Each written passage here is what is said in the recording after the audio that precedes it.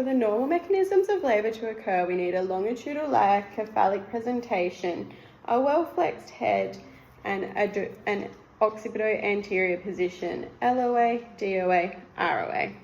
With this optimal positioning, descent begins in late pregnancy and early labour and continues as the occiput engages. Engagement continues with passive force with uterine contractions and maternal pushing efforts in the second stage. This causes the occiput to enter in the transverse diameter of the pelvic inlet with the sagittal suture running across the transverse diameter. This means the occipitofrontal diameter is the presenting part, which is quite large.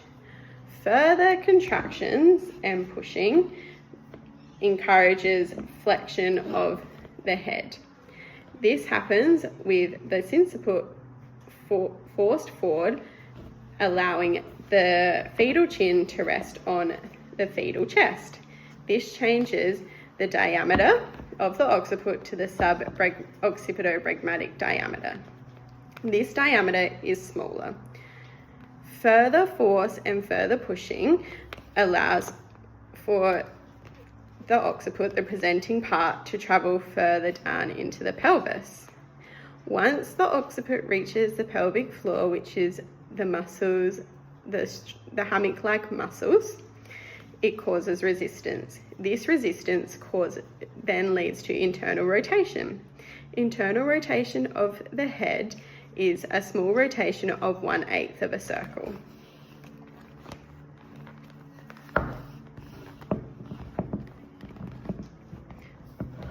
That small rotation allows for the occiput to be in the anterior posterior diameter of the pelvis and in line with the anterior posterior diameter of the occiput. Once in this position, with further contractions, crowning occurs. Crowning occurs when the occiput slips under the pubic arch and no longer recedes with contractions. Once this has occurred, the head is then born via extension. Extension occurs once the occiput has passed the symphysis pubicis, and the perineum is swept by the mentum, the sinciput, and the face. After the head is born by extension, restitution happens. This is a small move where the occiput moves 1/8 of a circle to line with the fetal back. Once the restitution happens, external rotation of the head and internal rotation of the shoulders occur simultaneously. As the anterior shoulder reaches the pelvic floor, it creates resistance. This resistance, in turn, leads to a small 1/8 circle movement with the shoulders.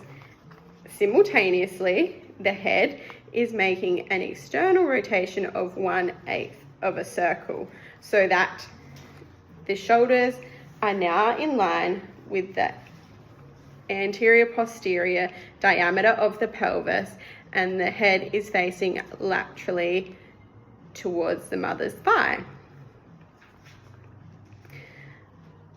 Once this occurs, the shoulders can be born. The anterior shoulder passes through the pubic arch, followed by the posterior shoulder stretching the perineum. This means the smaller diameter comes out compared to having both shoulders at once.